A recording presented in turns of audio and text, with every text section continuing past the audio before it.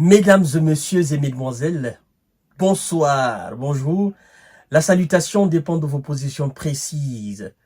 Ce qui se passe au Burkina Faso actuellement, c'est inédit. Avec toutes ces réalités, la France doit se dire, il faut qu'on change de politique administrative, de politique étrangère vis-à-vis de l'Afrique. Il faut qu'on change. Sinon, on finira par être dehors de l'Afrique, mais d'une façon violente. Oui, le Burkina donne un mois, pas plus, à l'administration française au Burkina Faso, à Ouagadougou. Un mois, pas plus. Un mois. Et qui est-ce qui donne ça? Ce sont les supporters number one du président Ibrahima Traoré. Chères dames, chers messieurs, chères demoiselles. Un mois, pas plus, à l'ambassade de France, de se trouver un autre lieu à Ouagadougou, mais de quitter là où elle est actuellement. Pourquoi cela? C'est ce que nous allons voir dans cette émission. Waouh! On aurait tout imaginé, sauf ça, au Burkina Faso. Ah, les temps ont changé, mesdames et messieurs. Mais je ne suis pas surpris. Ce sont les enfants de Thomas Sankara. Ils ne font que continuer la politique de Thomas, la politique souverainiste, la politique indépendantiste de Thomas, la politique de soi-même de Thomas Sankara. Ça ne me surprend pas. Ce sont des hommes intègres. Chères dames, chers messieurs, chères demoiselles, ah oui, ça va chauffer entre le Burkina et la France. Ça va chauffer.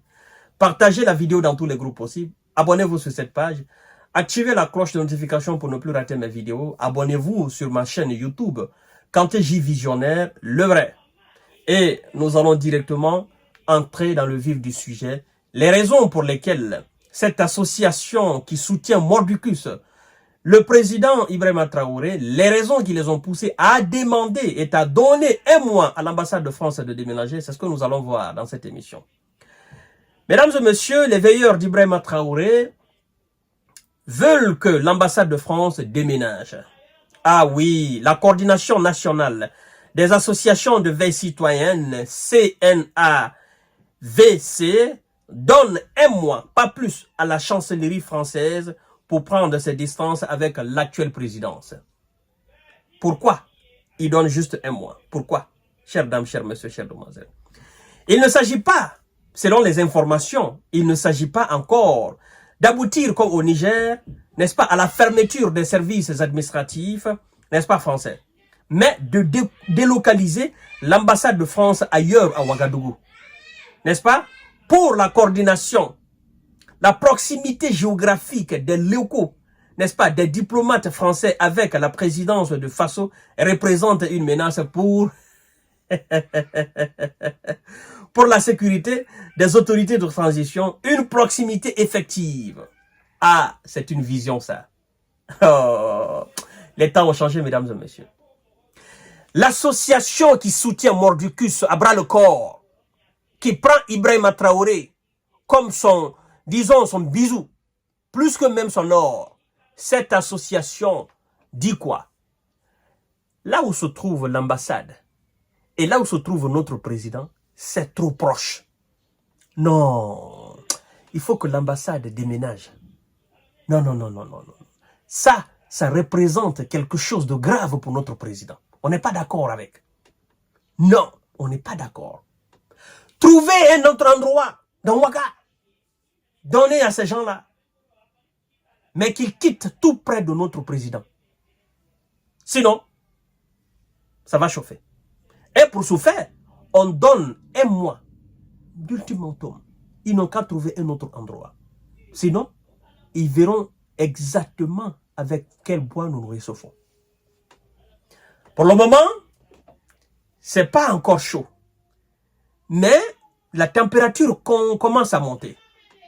Et donc, pour ce faire, je crois que les autorités burkinabées, tout simplement, vont entrer dans la danse et demander gentiment aux autorités françaises de décaler l'ambassade afin de laisser le président tranquille. Parce que la proximité, cette proximité, ça dérange beaucoup les soutiens d'Ibrahima Traoré. Mesdames et messieurs, ça devient très sérieux cette affaire-là.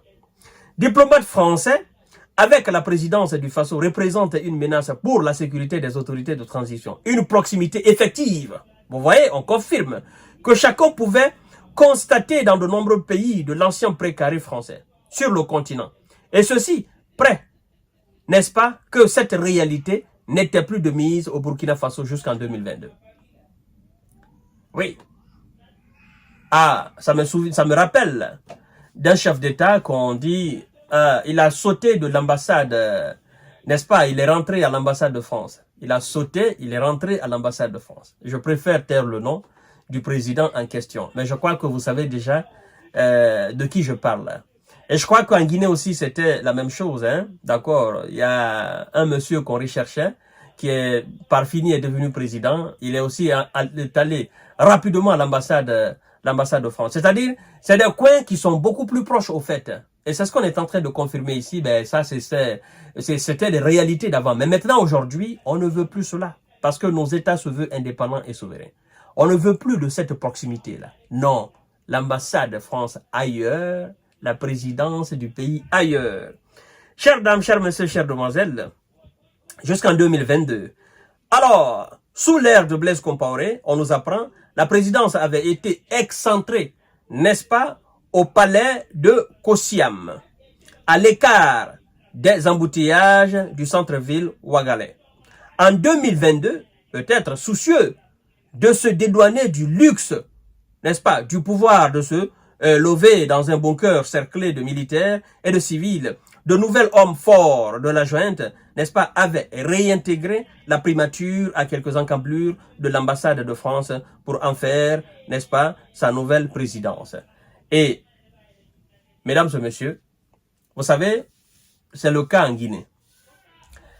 Le président Mamadi Doumbouya, il n'est pas allé au palais présidentiel, ce qu'on appelle le palais Sékou Touré. Lui, il est allé à l'hôtel Mohamed V. C'est deux endroits diamétralement opposés. Ça n'a rien à voir même. Le palais présidentiel, le palais Sékou Touré est à part.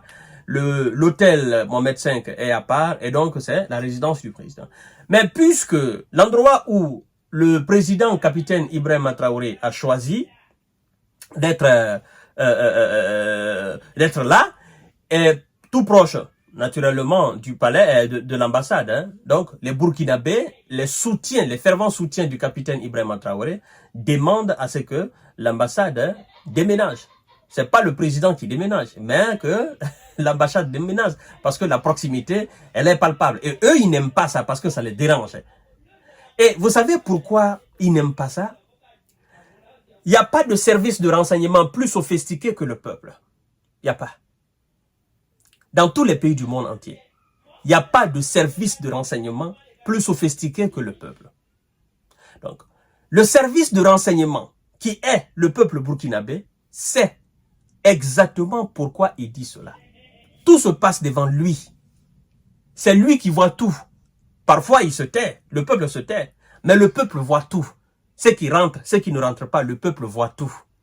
Et donc, moi, je leur donne raison. D'accord? Je leur donne raison. Vous ne pouvez pas être dans cette situation où, voilà, on va pas demander leur départ, mais on sent que le divorce est là. Et donc, quand c'est comme ça, il faut s'éviter. D'accord? Il faut y éviter des problèmes. OK? On a vu cette histoire de l'ambassade française au Niger, où on a vu des ténors burkinabés dans une voiture qui sortait de l'ambassade, et puis un certain nombre aussi d'armes. Vous voyez? Donc, tout cela pousse les fervents supporters d'Ibrahima Traoré à demander, à donner un ultimatum, c'est-à-dire à donner un mois à l'ambassade de France de déménager quelque part d'autre à Ouaga, mais à quitter, n'est-ce pas, aux alentours de la présidence, n'est-ce pas, du pays. Voilà, chères dames, chers messieurs, chères demoiselles, pour le moment, ils n'ont pas encore demandé le départ de l'ambassade française au Burkina Faso, ils ont juste demandé que l'ambassade déménage. Ils en ont marre, ça leur dérange. Quand ils se couchent la nuit, de toutes les façons, eux, ils ne dorment pas. Hein? On dit des veilleurs, donc eux, ils ne dorment pas. D'accord? Ils voient ce qui se passe la nuit, ils voient ce qui se passe le jour. Donc, certainement, ils ont dû constater quelque chose qui dérange voilà, leur sommeil, leurs activités. Ils se disent, ben, écoutez, on ne va pas fermer l'œil là-dessus, il faut qu'ils partent ailleurs. Vous comprenez? Donc, nous allons voir la suite, mesdames et messieurs. Mais tout cela, je crois bien, ça va finir certainement par demander le départ. Hein? Ça commence comme ça petit à petit et puis ça va finir par demander la fermeture. J'en suis sûr. Mais je ne souhaite pas que ça arrive à ce niveau, mais voilà, ça sent quand même, hein? Ça sent quand même. Voilà. À tout à l'heure pour notre série d'informations de décortiquage. Partagez la vidéo dans tous les groupes possibles. Ça se passe à Ouaga, le pays des hommes intègres. Hein? Voilà. Abonnez-vous aussi sur ma chaîne YouTube, Kanté J Visionnaire le vrai. Merci beaucoup et à tout à l'heure.